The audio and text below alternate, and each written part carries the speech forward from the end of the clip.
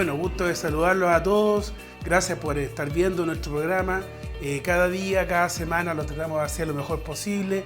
Hemos avanzado a través del tiempo.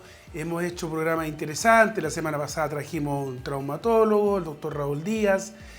Temas que competen con la salud tanto general como la salud oral, que es nuestra especialidad como odontólogos. Para nosotros hoy día tenemos un tema que siempre es como duda, como si lo hacen o no lo hacen, si van al odontólogo estando con alguna patología. Doctor Rodrigo Sepúlveda, muchas gracias por acompañarnos, bueno, el del staff del Centro Médico CEDEL. Muchas gracias, doctor Mauricio, por la invitación. Hola al querido público también. Hoy traemos un tema interesante que el doctor Sepúlveda lo ha pedido mucho también y los pacientes también, que es el tratamiento dental en pacientes que posean enfermedades sistémicas. En este caso vamos a hablar de la diabetes y la hipertensión y nombraremos algunas otras que también tengan incidencia en la atención. Perfecto. O sea, a ver, siempre cuando uno dice, chuta, soy diabético, no me puedo hacer un tratamiento odontológico porque me manejo descompensado, no me puedo hacer una cirugía, por ejemplo, una cirugía de implante o una exodoncia, una extracción.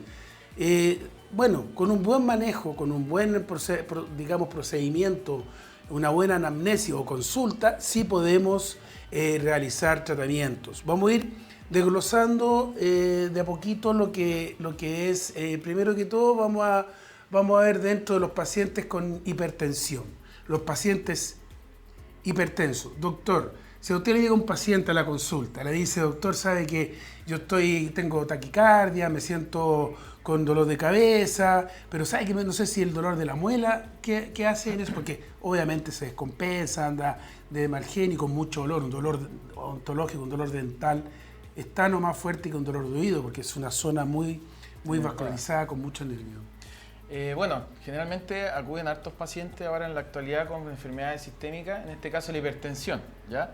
Para la gente que no conoce el término o no conoce la enfermedad, la hipertensión es una enfermedad en la que se mantienen los niveles elevados de presión sanguínea. Perfecto. Es decir, la fuerza que ejerce la sangre dentro de los vasos, las arterias, las venitas, ¿ya? Es mayor que la que debería ser. Por lo tanto, el sistema cardiovascular está sobretrabajando en poder mantener toda la sangre que envía el corazón a todas las partes del cuerpo, ¿ya? Si podemos pasar adelante con la... Antes que pase adelante, vamos a saludar a nuestro señor director, que es preocupado, llega a las 6 de la mañana, para que siempre partamos a las 9 pasado, nunca empezamos a las 9. Pero, don César, gracias por prepararnos a los temas y interesante lo que usted hace, así que buenos días. Muy buenos días, un gusto poder saludarlos. De que partamos justo, no voy a dar detalles. Detalles, porque son detalles. Hay uno que siempre llega tarde, y ese soy yo. No se sabe. No se sabe. Digamos nomás. Siempre justo ahora me gusta que esté todo listo, siempre sí, soy igual. No, siempre estamos todos cuando llego a la clínica ahora a operar, hay que esperar a nuestro rostro. Está todo listo, está todo ya. Me he visto, me preparo, pero no, me empiezo a inquietar cuando no tengo nada que hacer. Hoy vamos a decirle a todos nuestros televidentes que las preguntas, como siempre, las vamos a contestar al final. Perfecto, muy bien, gracias. Entonces, doctor, gracias, César. Tenemos la parte de cuándo tú puedes hacer un procedimiento dependiendo como las mediciones de la hipertensión. Bueno, en este caso aquí, como muestra la imagen, se puede observar que en la hipertensión arterial se habla de una presión de 140 milímetros de mercurio de la sistólica y 90 de la diastólica. Ahí sí ya se considera un paciente hipertenso. Ese diagnóstico obviamente lo tiene que hacer un médico general. En este caso, ¿qué nos puede afectar la hipertensión? Enfermedades coronarias, accidentes vasculares y tenemos enfermedades de hipertensión primaria y secundaria. Ya en la primaria no existe ninguna causa que se pueda definir y en la secundaria es asociada a otro tipo de problema, llámese problema renal, endocrino, neurológico o por medicamento, ¿ya? Eso es como la definición generalizada de la hipertensión. Perfecto. Si avanza un poquito, don César, aquí podemos ver las principales complicaciones que están asociadas a la hipertensión, ¿ya? No solo las complicaciones en la cavidad oral, sino que también hay una pérdida de visión, aumenta la posibilidad de sufrir accidentes vasculares, ¿ya? Enfermedades renales, ataques cardíacos, insuficiencia cardíaca y muchos otros problemas que se asocian al paciente hipertenso y que bajan la calidad de vida también del mismo. Ahora, lo importante a los pacientes, a las personas que nos están viendo en la casa, siempre cuando vayan a atenderse a la consulta con su odontólogo tratante, es importante que de las preguntas que uno le hace, ¿usted es hipertenso? No, dicen doctor, no soy hipertenso, pero tomo algún medicamento, sí, tomo losartán, nifedipino, hidroclorotiazida, claro, hay muchos medicamentos que tienen que ser obviamente dados por el cardiólogo o el médico internista o el médico tratante que tenga generalmente el paciente. Por eso es importante que informen. ¿Por qué? Porque si el paciente es hipertenso y uno coloca anestésico con vasoconstrictor que tiene epinefrina, uno puede colocar un anestésico. A veces puede irse muy rápido, llegar a un pequeño vaso, porque estamos muy vascularizados en la zona esta de la cavidad bucal, y puede tener una crisis hipertensiva, y por eso dice medio taquicardia, ¿no es cierto? Claro, descompensaciones. O sea, la enfermedad, hay que recordar que la enfermedad de hipertensión es una enfermedad silenciosa, que uno se da cuenta hasta que ya está más avanzada. Si un paciente está tratándose con medicamentos, no quiere decir que no esté enfermo, está tratándose la hipertensión, pero igual puede tener sus complicaciones al momento de atenderse en el consultorio, la consulta dental en este caso. Se utilizan elementos, medicamentos que van a jugar un poco con los niveles de presión arterial, como ustedes han dicho, la anestesia con vasoconstrictores. Igual para esos casos nosotros poseemos otro tipo de anestesias que no poseen ese compuesto que es la epinefrina y que es seguro para tratar y para usar en pacientes con hipertensión. Pero siempre previo aviso del paciente. O sea, es importante que el paciente concientice de su condición y siempre informe al médico, al odontólogo tratante en este caso, para que él pueda tomar todas las medidas de seguridad necesarias. Claro, porque yo antiguamente cuando empecé a trabajar, empecé a trabajar en el servicio público, trabajé en el servicio Concagua acá en Cajal, después en Santa María. Un saludo a toda la gente de Santa María, que lo llevo siempre en el corazón. Trabajé 14 años en el Cefam de Santa María cuando era consultorio y obviamente después de que pasó de consultorio a Cefam, me mandaron a mí, me gané una beca auspiciada por el gobierno y también por elección general. Estuve en la Universidad de Arizona por concurso en Tucson, Arizona, y la gente de Santa María la llevo siempre en el corazón y gente que bueno, mi familia es de allá. Entonces, ahora, antiguamente si uno sacaba una muela nomás, una pieza dentaria, tienen que informar, es importante saber qué patologías tienen, si el hipertenso. La próxima imagen, por favor, director. Sí. Ahí salen unos parámetros. Claro, entonces, ¿qué, por ejemplo, ahí uno puede determinar las etapas? Explíquelas, doctor, ¿cuándo podemos atender y cuándo no? Ya, por ejemplo, como odontólogo. Tenemos distintos parámetros para la atención del paciente hipertenso. ¿Ya? O sea, el paciente llega a la consulta y llega con ciertos valores de su presión arterial. Tenemos diferentes etapas. En la etapa 1 el paciente está llegando con una presión de 90 a 140 o 99 a 159, que es bastante elevada, que ya un paciente que ya está se presentó la enfermedad. En este caso se pueden hacer el plan de tratamiento, pero siempre hay que referir al médico. O sea, indicar al paciente que tiene que tomar sus controles periódicos con su médico tratante, con su cardiólogo, porque esos valores no son muy seguros para poder realizar atenciones. Se pueden hacer, pero con las medidas de cuidado. ¿Ya? En la etapa 2 observamos que... Disculpe, doctor, que lo interrumpa, para que también nuestros queridos televidentes, nuestros pacientes nos entiendan. Vamos a desglosar un poquito los términos abreviados. Por ejemplo, sin modificación en el plan de TTO es el tratamiento. Eso significa TTO, tratamiento, que se abrevian. Porque la gente le haga saber, ¿qué es lo que es TTO? Abreviado, tratamiento. ¿Sí? Dele nomás. Bueno, como bien explicó, ahí no hay modificaciones de tratamiento, ¿ya? Porque se pueden hacer diferentes tratamientos en el paciente que llega con esos valores de presión de la etapa 1, ¿ya? En la etapa 2 ya estamos hablando de un paciente que está ya un poquito más descompensado. Hay que hacer tratamientos selectivos con algunas restauraciones, limpiezas básicas periodontales que no comprometan o hacer ninguna cirugía en este caso, ¿ya? Ahora, vamos, doctor, en la etapa 2. Este paciente, tratamiento selectivo, por ejemplo, si llega con dolor, con un dolor muy intenso, y está con esa presión, y él sabe que está con esa presión, y se siente, o a veces no siente ni mareo, nada, ¿no? A veces no. A veces no. Ahí dice, por ejemplo, restauraciones, profilaxis. ¿Qué quiere decir la profilaxis?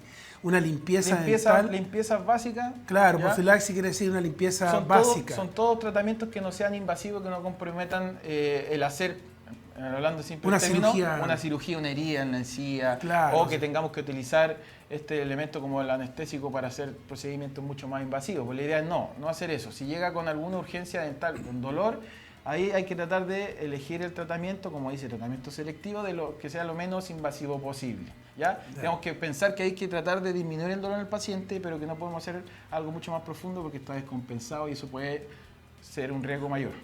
¿Ya? Entonces, claro, ya ahí... Y siempre ahí, referir al médico. Siempre, claro, o sea, en todas estas importante, etapas. y si está descompensado, no se siente, digamos, no está para hacer una acción quirúrgica bucal, sí o sí tiene que ir a su médico tratante, el médico que lo ve en el consultorio, en la consulta privada, pero tienen que traer un pase médico. En este caso, si vienen descompensados y llega un tratamiento que sea a largo plazo, se manda a referir al médico, que el médico nos dé una autorización de que el paciente está en tratamiento, que está compensado, y ahí recién podemos hacer distintos tipos de tratamiento, como por ejemplo los implantes dentales, algunos tipos de exodoncias más complejas, ya tratamientos que sean más invasivos.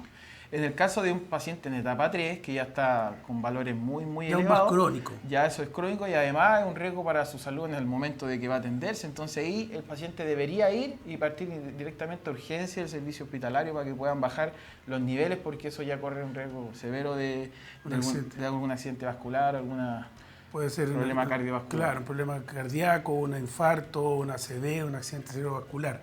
Exacto. Aquí, por ejemplo, lo que tenemos nosotros con todas estas informaciones, la idea es que vamos viendo estos parámetros para que cuando vayan a la consulta, vayan a atenderse con su odontólogo, con nosotros también, nosotros hacemos toda esta anamnesis antes de entrar a la consulta, mientras se toman los datos. Para, como anécdota, el otro día llegó un señor, llegó a la recepción y le empiezan a tomar los datos. Bueno, ¿para qué preguntan tanto? Si vengo a ver una muela nomás. Entonces, claro, entonces es como, no sé, pues, o sea... No hay que minimizar el riesgo que uno pueda no hay que sufrir, minimizarlo. o sea, aunque sea, como algunas personas piensan, una cariecita, un dientecito, es algo, un órgano importante que implica mucho riesgo también para el paciente descompensado. Claro, o sea, la idea es ser un poquito más responsable, ser un poquito más con su salud, con su cuidado, para que cuando lleguen a atenderse, informen todo, porque ahí uno toma las acciones del caso para hacer el tratamiento que corresponde. Exacto.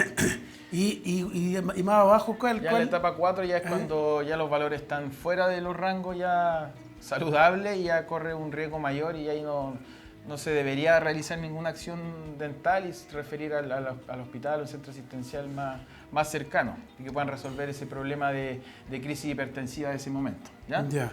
Ahora, avanza un poquito, don César. avance, señor director, por favor. Ya. Y cuando está contraindicado, como dije anteriormente, no se puede atender cuando los valores son mayores a 200, ya es imposible atender. Y se habla que cuando hay un tratamiento ya un poquito más invasivo, ojalá estén bajo los 160 sistólica y 100 de diastólica en presión, o sea, bajo 160 100. Claro, o sea, las presiones tienen que tener un rango, por lo tanto, no se puede hacer ninguna acción. Si el paciente presenta también bajo control con el médico, no se toma su medicación, no sigue un estricto control mensual o anual, la idea es que no se atienda porque puede ser un riesgo también. Hay que ver esa parte primero. Claro, y lo otro importante, doctor, también cuando están tomando estos medicamentos hipertensivos que están indicados por los médicos, no dejen de tomarlos si van a ir a una acción odontológica. O sea, dice, ¿sabes que no me tomé el losartán? No me tomé el enalapril, no me tomé el medicamento que es para que me dio el médico, el internista o el médico tratante para poder realizar una acción. El único que puede suspender esos medicamentos es el mismo médico tratante, claro, previo a una interconsulta del odontólogo, si se va a realizar por ejemplo, alguna extracción y tiene algún anticoagulante de por medio, que ya es menor el riesgo cuando un paciente viene, informa eso, uno puede tomar todas las medidas necesarias para... Ahora, para que por ejemplo, pacientes también que toman anticoagulantes.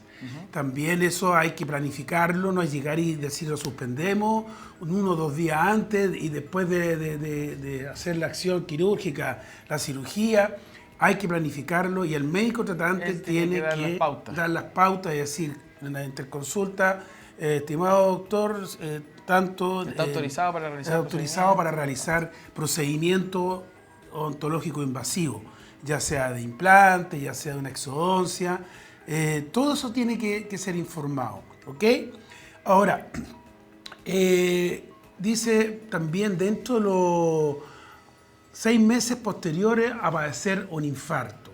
Ya. Por ejemplo, ese paciente... Tiene mayor riesgo porque está inestable sus paredes de sus venitas, de su arteria, de su corazón, dependiendo de lo que le haya pasado, no están preparadas para resistir un tratamiento de este tipo porque se ocupan muchos elementos que también hacen que el paciente se ponga un poquito más nervioso. Más nervioso, correcto. De por sí ya le asciende un poquito la presión al estar un poco nervioso, porque todos los tratamientos dentales comúnmente generan un poquito de fobia también al paciente.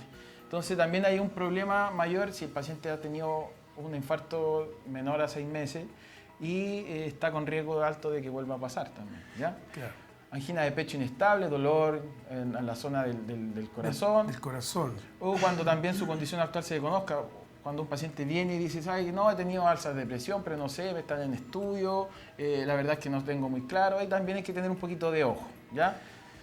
Bien, pues, bueno, ahí vamos avanzando, estamos viendo las patologías más comunes, en las cuales tenemos que estar claros nosotros como clínicos también, como hacemos procedimientos invasivos. Nosotros, el paciente llega a nuestra consulta, primero que todo llega con dolor, llega mal genio porque no durmió bien, incómodo, incluso algunos con taquicardia, nerviosos, asustados. Entonces dicen, oye, ¿por qué el odontólogo voy y como que es terrible? Claro, porque si llegan con dolor, obviamente uno trabaja con el dolor, uno coloca anestesia, pero cálmese por favor, respire profundo.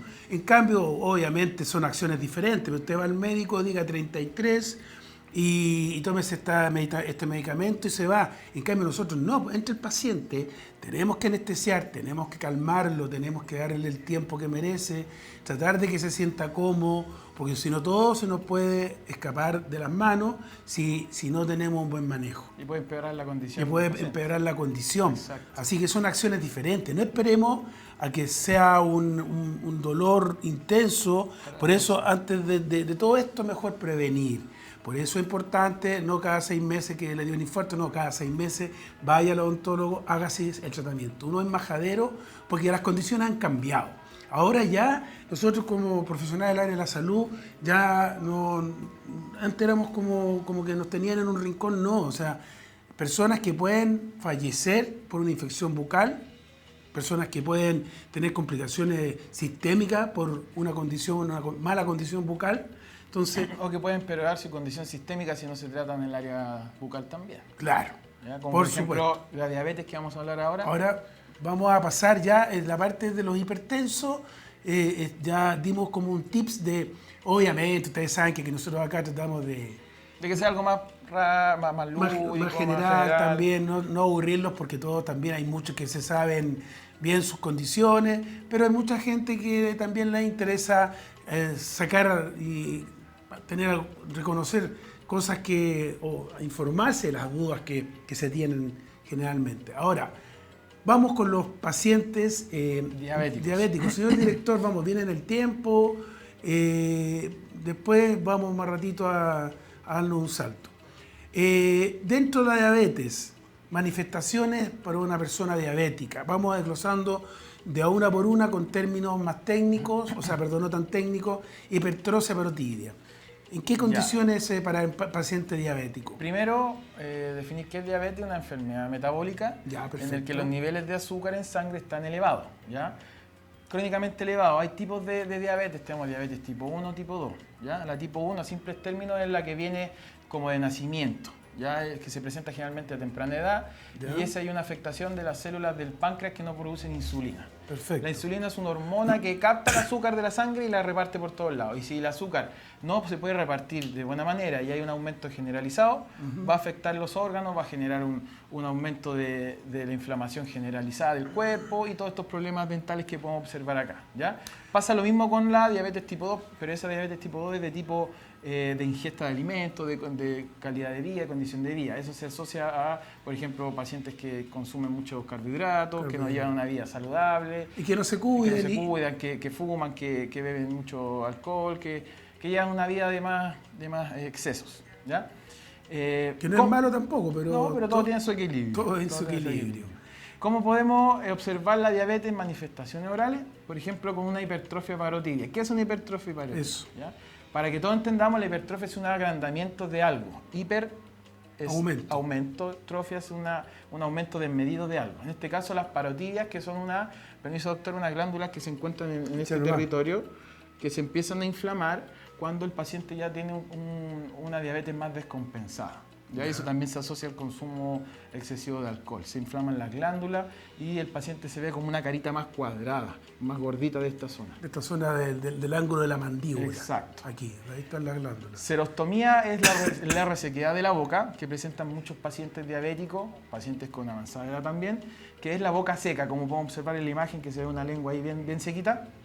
¿Qué problemas puede traer la serostomía? Al no tener la salivación normal, se puede generar un mayor aumento de caries porque la saliva es un efecto de nivelación de pH en la cavidad oral y la serostomía aumenta la probabilidad de generar enfermedades de la encía y caries. ¿Ya?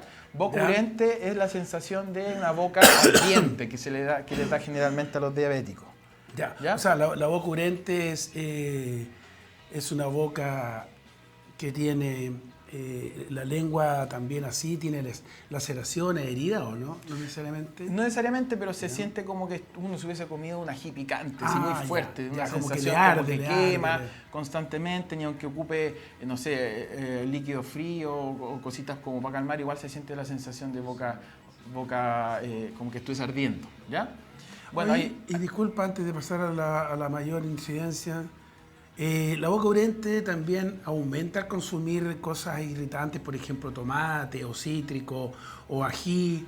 Si se presenta la boca urente y uno consume ese tipo de alimentos, va a haber una mayor problema, afectación y dolor al paciente, porque son elementos que son más ácidos, que tienen un pH más ácido y la boca se resiente al estar más bañada. O sea, la idea es no consumir esos alimentos, ¿ya? Ahora, exacto. Y también hay una mayor incidencia de infecciones porque la diabetes se manifiesta como enfermedad metabólica en un mal control de la cicatrización también, ¿ya? Y aumenta el tipo de incidencia de infecciones porque no se puede controlar los macrófagos y las células que controlan las infecciones no están trabajando de buena manera, ¿ya? La otra vez, bueno, como cosa también, a mí me gusta siempre colocar ejemplos porque la vida siempre tiene ejemplos y lo cual a veces los saca a relucir.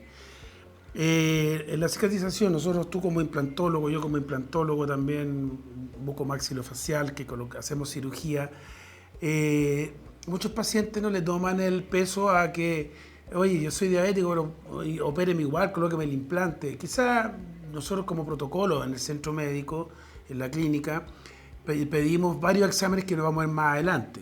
Exámenes para poder realizar una acción quirúrgica. La hemoglobina glicosilada, la glicemia, el perfil lipídico, el perfil bioquímico, el electrocardiograma, todos son exámenes que al momento de realizarse cualquier acción, TTPK, de sangría, coagulación. Entonces, esos exámenes sí o sí se piden en los procedimientos odontológicos ahora, cuando son pacientes que tengan alguna patología, que sean informados.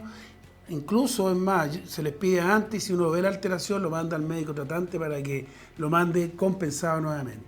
Claro, el dentista puede pesquisar todos estos problemas si inciden en la cavidad oral. Y ahí informa al paciente, hace la derivación pertinente al médico para que haga el pesquisaje. A veces se hacían procedimientos antiguamente, muchos años atrás, y no se tomaba en cuenta. O sea, llegaba y se mandaba, se le hacían extracciones, después y la señora Juana no, está hospitalizada porque tiene una infección sistémica a los riñones, por la infección no le dieron antibióticos. Entonces, todas estas cosas ahora, la salud está cada vez más controlada en lo que tenemos que hacer los procedimientos.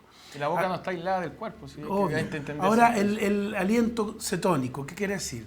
Ese tipo de aliento como de fermentación de la manzana, por ejemplo.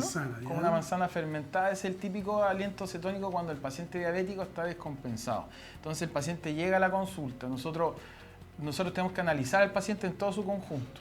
Y si vemos todo este tipo de manifestaciones, por ejemplo, como un aliento, un olor más o menos a ese tipo, como tipo manzana, uno le dice, quizás tus dosis de donde te estás tomando la medicación, hay que chequear esto con el médico, ¿ya? O sea, son manifestaciones que se van presentando en pacientes que no han tenido también un buen control en su tratamiento, no se han visto nunca en la patología. O sea, dentro de estos tratamientos, como se dice, aliento cetónico, uno puede a veces percibir cuando está con el paciente ese olorcito especial que tiene por lo que está explicando el doctor. Y uno como sugerencia, incluso le tomamos la glicemia como se está tomando ahí en la imagen, y de ahí uno considera que no está bien, uno le sugiere al paciente que vaya al médico para que se controle y poder seguir haciendo un buen tratamiento. Exacto, y si hay algún tratamiento como por ejemplo un implante, una cirugía de mayor complejidad, es necesario que el paciente se compense primero para poder operarse, Claro. porque si no vamos a tener todos estos problemas de cicatrización, va a fallar el tratamiento, puede compensar el paciente, puede ser ya un riesgo mayor. Ahora, ¿por qué aparece acá la enfermedad de la periodontitis, la encía? ¿Por qué? ¿Por qué se produce con la diabetes esta manifestación? La diabetes es un factor de riesgo de la enfermedad periodontal, la inflamación de la encía, la pérdida del hueso alveolar y del ligamento que sostienen al diente, está asociada con una relación directa con la diabetes. La diabetes genera una inflamación generalizada del cuerpo, en el que se inflama obviamente la encía, que son parte del cuerpo. Al haber una inflamación, a estar propenso a inflamarse, si no hay un buen control de la higiene, va a haber una manifestación de la periodontitis y va a ser exacerbado el cuadro, o sea, va a ser mucho más complejo.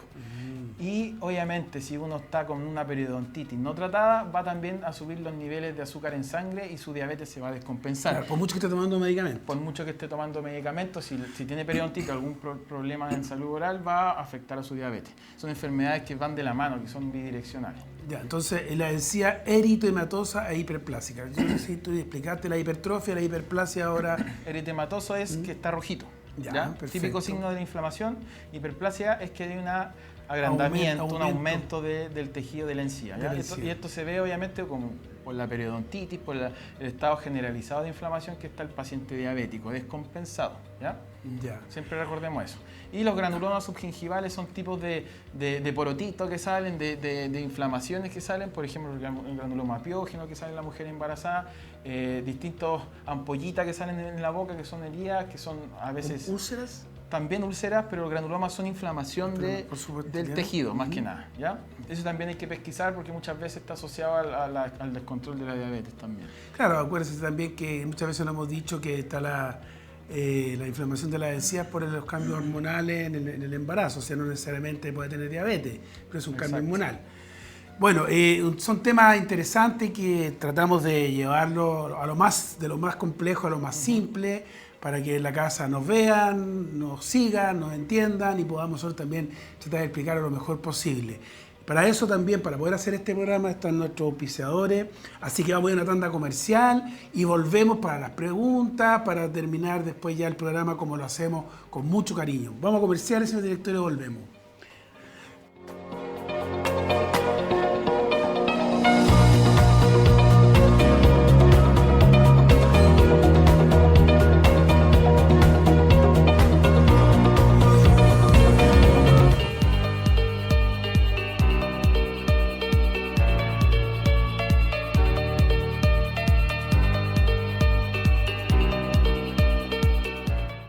Hola, ¿cómo están? Hoy te explico qué es la endodoncia microscópica y para qué sirve. La endodoncia microscópica es un tratamiento que realizamos en el Centro Médico Odontológico CEDEM para poder ayudar a la terapia del tratamiento de conducto. ¿Qué quiero decir con esto? La endodoncia microscópica se hace por medio de un microscopio dental en donde lo que logramos es aumentar el campo operatorio. Ya todos sabemos que el diente, aproximadamente una muela o un diente, los diámetros son muy pequeños y por lo tanto el ojo humano no es capaz de poder visualizar realmente lo que está pasando dentro de nuestro diente o muela. Por lo tanto, nosotros contamos con microscopio dental y específicamente para el tratamiento de conducto o endodoncia, nos sirve para terapias como tratamientos de conductos complicados, de 1, 2, 3 o más conductos, para el retiro de elementos fracturados dentro del mismo diente, para el diagnóstico de fisuras, para el diagnóstico de fracturas y también nos sirve para poder visualizar mucho más exactamente lo que necesitamos en el diente. Por lo tanto, nuestro resultado terapéutico presenta una alta tasa de éxito. Recuerda que en el Centro Médico Odontológico CEDEM contamos con la mejor tecnología y somos la única clínica en San Felipe que presenta y tiene microscopio dental para poder realizar tratamientos de conducto. Ven Te espero, hay muchas razones para volver a sonreír.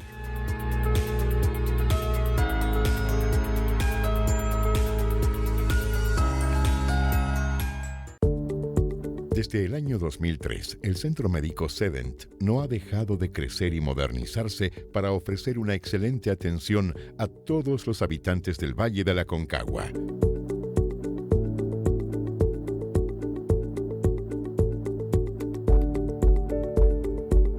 La comodidad, seguridad y tecnología se han unido para ofrecer las especialidades de odontología, kinesiología, oftalmología, obstetricia, psicología y medicina general. Centro Médico Sedent. Agenda tu hora desde www.sedent.cl.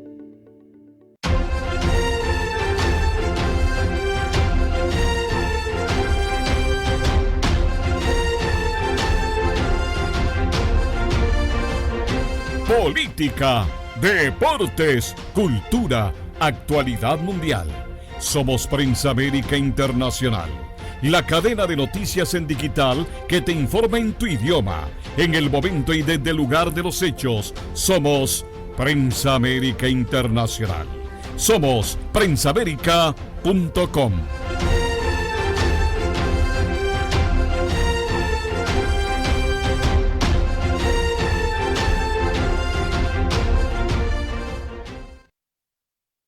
Hola, vamos a hablar de fobia al dentista y el uso de óxido nitroso. Una de las causas más frecuentes del descuido de la salud dental es el miedo o fobia al dentista. En Centro Médico y Odontológico Sedent tenemos la solución para este problema, la sedación con óxido nitroso. La sedación con óxido nitroso permite realizar tratamientos odontológicos poco invasivos en un ambiente de total relajación. Así tu miedo al dentista se transformará en una experiencia agradable y placentera. Pero, ¿qué es el óxido nitroso? El óxido nitroso es un gas incoloro con un olor ligeramente dulce que puede utilizarse tanto en niños como en adultos previa evaluación con el profesional. Al ser inhalado por el paciente, este produce un efecto relajante que elimina la ansiedad. Además, no es irritante ni produce reacciones adversas. Al contrario, tendrás sensaciones placenteras mientras estás consciente, así que mantendrás tu capacidad de respuesta durante todo el procedimiento realizado. En Centro Médico Sedent contamos con el personal y profesionales preparados para responder a todas tus inquietudes y dudas de tratamiento con óxido nitroso. No dudes en consultar Centro Médico Sedent, en donde hay muchas razones para volver a sonreír.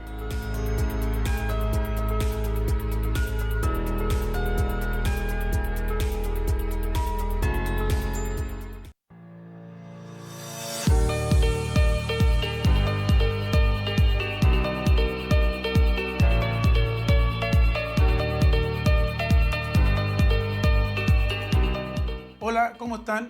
Gusto saludarles. Y los quiero invitar a un programa que se está realizando todos los martes y viernes. Se llama Vive Salud. Hablaremos de Tema de importancia de salud para la gente de la Aconcagua, así que pendientes todos los martes y viernes 9 de la mañana. Los esperamos los martes y viernes desde las 9 de la mañana. Nos vemos.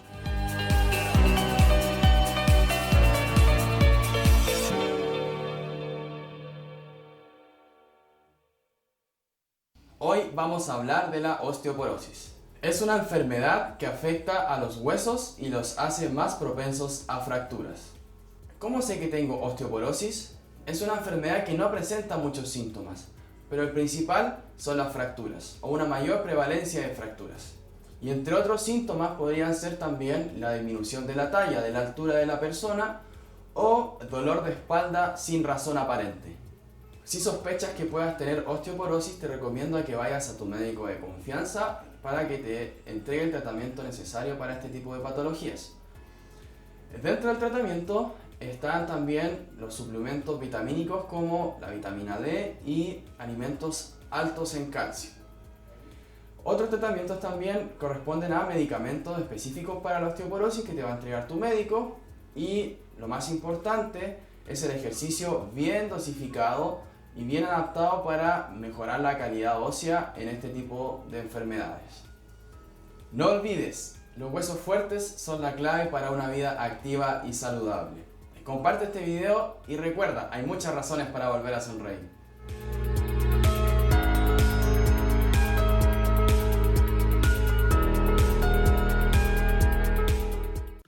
Patos Cocina, toma 1. Los invitamos a disfrutar del exitoso programa de televisión Vive la Vida. El cambio lo haces tú.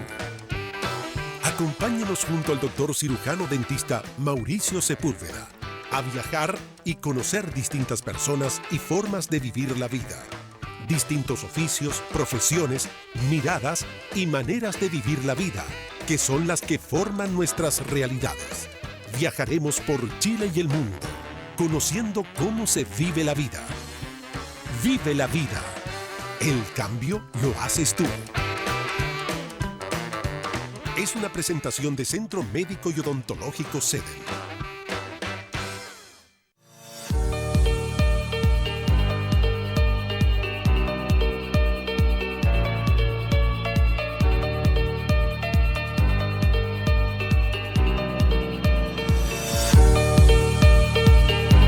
Bueno, estamos de vuelta de comerciales, muchas gracias por seguir acompañándonos. Vamos a avanzar rapidito porque tenemos temas que son muy interesantes, son educativos más que todo. Señor director, vamos a lo después de la diabetes, vamos a seguir rapidito para poder contestar las preguntas, que ya el tiempo en la televisión es oro. Esa imagen que tiene ahí, ¿nos podría hacer que lo que es, para que lo podamos ver atrás, el manejo, por ejemplo? ¿Cuál sería el manejo en estos casos estamos hablando de paciente diabético? Bueno, cuando se hacen procedimientos como por ejemplo una extracción o implante, se puede hacer una profilaxis antibiótica, que es una medicación previa, se da antibiótico ya, unas 2 horitas antes de la consulta o de la cirugía se da profilaxis antibiótica y posterior a eso se da como terapia también el antibiótico. Importante, como dice el segundo punto, atención dental a primera hora. Ideal. O sea, ¿por qué? Porque uno tiene mayor control del paciente durante el día también, si hay una descompensación. ¿ya? Y además que el paciente al ir en la mañana también, su nivel está un poquito más regulado del azúcar. Ya generalmente la noche, al estar el paciente durmiendo, ahí el cuerpo va metabolizando los azúcares. En cambio, si vamos a la hora más tardía del día, ya el paciente va a haber comido, va a haber hecho mucho más su... Claro, y ahí eso va a estar con la glicemia más elevada. Quizás más elevada. ¿Sí? Claro. No, también es importante que no vayan en ayuno. Nunca en ayuno, a menos que el odontólogo lo requiera, que en muy pocos casos, pero nunca ir con la guatita vacía. Eso o sea, por lo menos si se va a ir a estar a las 10, unas 2 horas antes, consumir un desayuno liviano, una tostadita, un vasito con leche, una leche con cafecito, o sea, con té, lo que sea, pero unas 2 horas antes de ir a atenderse. ¿Sí dependiendo de la dieta que le haya dejado su diabetólogo. O también, que esté consumiendo claro. el paciente también. Y lo importante también es que sean sesiones cortas, que no sean muy largas, para que el estrés del paciente no eleve los niveles, ya sea de azúcar en sangre o de presión arterial también. Y sobre todo la urgencia, ahí más que nada es importante el control del dolor en el paciente, ¿ya? Si viene descompensado hay que tratar de hacer medidas para bajar los niveles de dolor, bajar el nivel de estrés y solucionar el problema lo más pronto posible. Claro, uno les toma el valor de la glicemia capilar en ese momento, y si está muy sobre 170, sobre 180, no se hace ninguna acción. Idealmente no. Idealmente no, pero si tenemos que... O sea, una acción más invasiva, pues si tenemos que hacer una trepanación para quitar el dolor. ¿Qué quiere decir? Meternos por la pieza dentaria, sacar el nervio, sacar el nerviecito en parte para que pase el dolor y se coloca un medicamento, y después que esté ya más compensado, ahí se va citando para continuar con el tratamiento. Claro, si tuviese que hacer extracción, evitarla, hacer el procedimiento que usted indica y después, ya una vez que está compensado, realizar la extracción dental. Claro, ahora, para hacer una cirugía no es porque sean diabéticos, no están en condiciones de poder hacerse la cirugía de implante dental o de extracciones múltiples, claro. La idea es que siempre los rangos de su glicemia capilar estén dentro del 70-80 miligramos por decilitro. ¿Ya? Y la hemoglobina glicosilada es un examen que se pide mediante sangre en ayuna, y eso te indica el comportamiento del paciente diabético los últimos 3 meses. Entonces es importante saber que está bajo el 7% de hemoglobina glicosilada para que sea seguro hacer un procedimiento. Claro, ahora puede que tenga la glicemia en ese momento un poquito más elevada, pero la hemoglobina glicosilada, que me refiere a 3 meses posteriores, anteriores, Es la que manda. Es porque como a lo mejor comió algo o comió mucho en la noche y eso le aumentó, pero la hemoglobina glicosilada se ha No mantenido miente. en los rangos normales. Claro, los pacientes uno se da cuenta cuando uno le está mintiendo porque te dicen, no, doctor, yo me he portado bien. Tengo, mire los niveles de glicemia, no sé, qué sé yo, 80, 150, ya, perfecto. Pero muéstreme su hemoglobina, 10%. No podemos atenderlo porque ha tenido un mal comportamiento los últimos 3 meses y igual el riesgo metabólico está. ¿Ya? Ya. Continuando, don César, aparte del manejo tenemos que considerar que hay que tener una dieta equilibrada, dieta saludable, controles periódicos, ¿ya? Controlarse bien la presión, el azúcar, por lo menos hacerse exámenes una vez al año de sangre, ¿ya? Tener su control anual al dentista y obviamente mantener una dieta lo más Una dieta equilibrada, balanceada. bajar el consumo de alcohol, de tabaco, de todos estos factores de riesgo que se asocian a las enfermedades que hemos estado hablando, ¿ya? Así que ya saben, hacerle caso a su médico tratante, a su odontólogo. Con esto ya pasamos a las otras patologías que están asociadas. Cámbiala, por favor, señor director. Y vamos con las preguntas. Esas, bueno, las vamos a anunciar nomás. Claro, hay otras patologías que están asociadas a problemas en la atención dental, que hay que considerar como el hipo y el hipertiroidismo, en el caso de que como una enfermedad metabólica en que no hay mucho nivel secretado o una secreción excesiva de la hormona tiroidea, hay un problema con la presión sanguínea también. Perfecto. Entonces hay que considerar, informar al odontólogo cuando hay un problema de hipo o hiper para que tome las medidas, no usar anestésico con vasoconstrictor y controlar todos esos detalles en el paciente. Sí, ¿ya? el paciente oncológico. El paciente oncológico que haya tenido tratamiento de radioterapia, quimioterapia, también hay que considerar evaluarlo porque la calidad de su cavidad oral disminuye, se asocia a problemas de encía, problemas de caries y también en algunos casos hay problemas de, cuando hay radioterapia, de riesgo de fractura en el huesito. ¿Ya? Se produce osteoradionecrosis con problemas con tratamientos de quimio y radio también. ¿Ya? Ya, Pacientes con artritis reumatoide, la artritis reumatoide es una pérdida de los cartílagos de la articulación, ¿ya? Y eso repercute en la cavidad oral también, en el hecho de que hay una asociación con inflamación generalizada de las encías también, se producen distintas heridas, ya hay una serostomía, o sea, se queda de boca asociándose, también hay un problema ahí del paciente que tiene que tratar.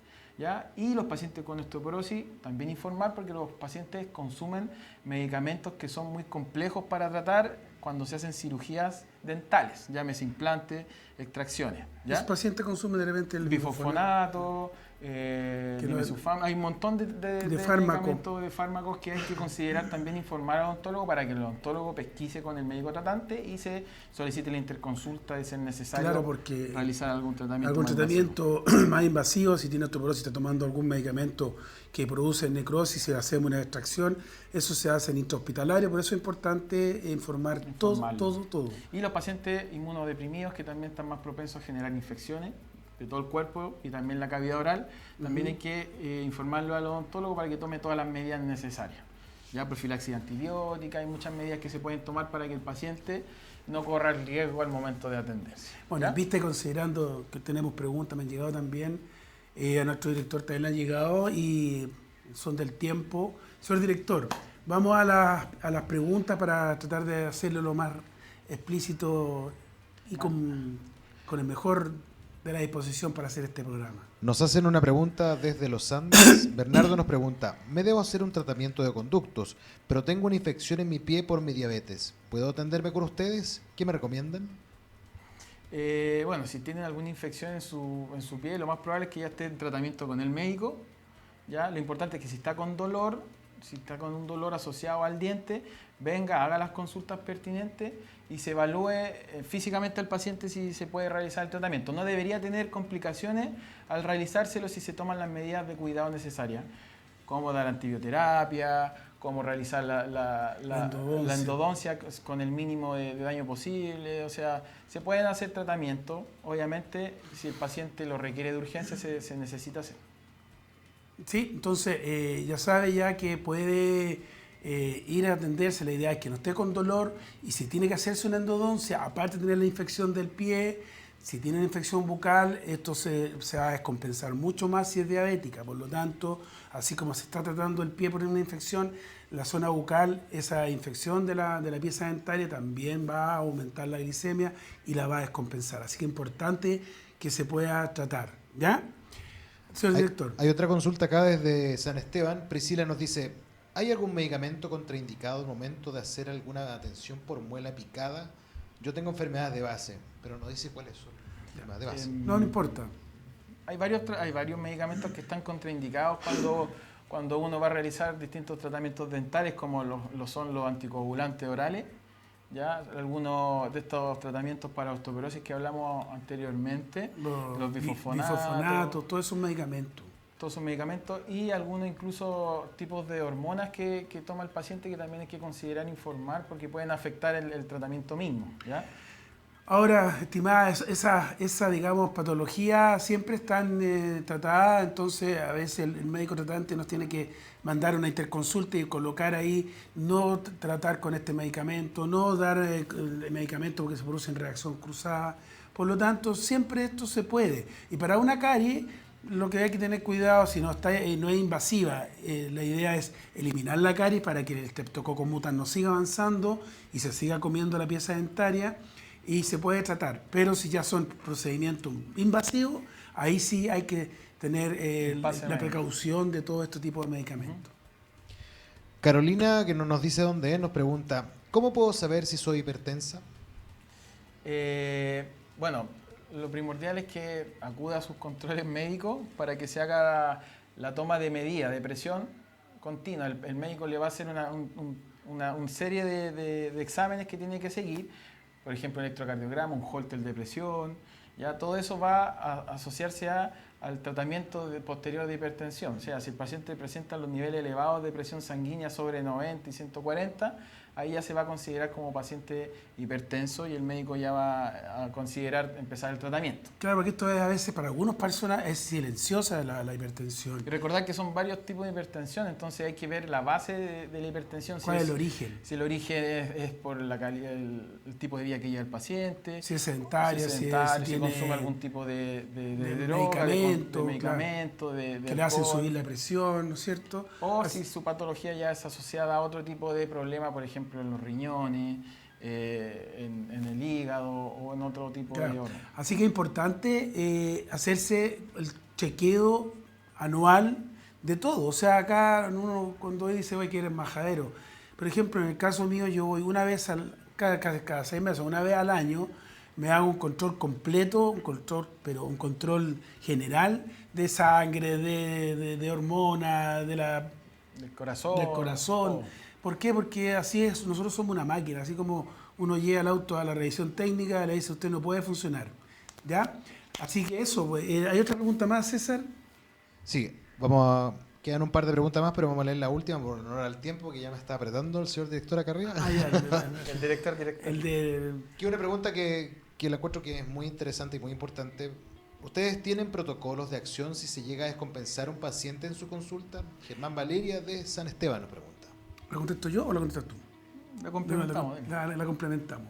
Bueno, sí, nosotros tenemos protocolo en caso de, como manejamos un pabellón de cirugía menor, por lo tanto las exigencias es tener desfibrilador en caso de tener un parro de caro, o sea, un carro de paro, un carro de paro. También tenemos esos medicamentos que se utilizan en el carro de paro.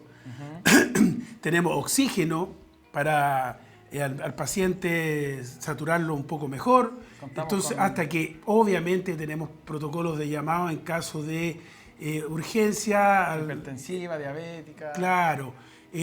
O hasta por una simple lipotimia porque el paciente se desmayó. Se desmayó, puede ser que por una lipotimia, por el susto, se puso muy nervioso, se puede por segundo producir un desmayo, a veces pierden el conocimiento por un segundo, pero tenemos los protocolos que se exigen en una clínica. Y los profesionales adecuados. Tenemos un enfermero que cuando hacemos, por ejemplo, él es un enfermero usista que nosotros manejamos al paciente cuando le estamos haciendo alguna acción quirúrgica, terceros molares o más invasiva. El enfermero lo va monitoreando en el monitor de pabellón o en el monitor que está en la clínica de procedimiento donde tiene las alteraciones de las presiones, electrocardiograma, así que estamos equipados para cualquier eventualidad. Gracias a Dios no nos ha pasado, pero por eso tenemos que tenerlo. Y en realidad todas las clínicas deben tener este tipo de... Si hacen acciones quirúrgicas, como por ejemplo cirugías de implante, deben tenerlo, porque son las exigencias ministeriales. Por lo tanto, no cualquiera dice, oye, yo no lo tengo porque... El ISP lo exige. Claro. Como protocolo. Como protocolo. Recordar siempre que estamos tratando un órgano del cuerpo que incide en otro órgano, así que nunca hay que... Así que tenemos eso. Claro. Ya, César, vamos en son del tiempo. Quiero agradecer porque ahora vi a Concagua con Miguel y su programa del matinal. Quiero agradecer al doctor Rodrigo. Usted despídase de la gente, doctor Rodrigo. Muchas gracias a la gente. Como todos los martes y viernes nos observan, nos acompañan acá. Muy agradecido por la invitación nuevamente. Y un agrado venir a poder compartir conocimiento, informar y que sea un poquito más relajado, no tan técnico ni tan académico. Así que humildemente nos despedimos de ustedes, muchas gracias. Ahora me traje uno más grande porque la semana pasada traje uno más pequeñito que era Dani y Evito. Ahora aquí pedimos entre todos un poquito más alto nomás, pero lo pasamos bien, nos entretenemos, aprendemos, así también nosotros nos obligan a que tengamos que leer, estudiar y nunca dejar de aprender. Uno nunca termina de aprender y siempre con la frente en alto, siempre brindando lo mejor y haciendo el bien. Nos vemos y el 26, 27 también nos vemos con mucha responsabilidad. Acuérdense. Nos estamos viendo. Chao, gracias. Chao, gracias.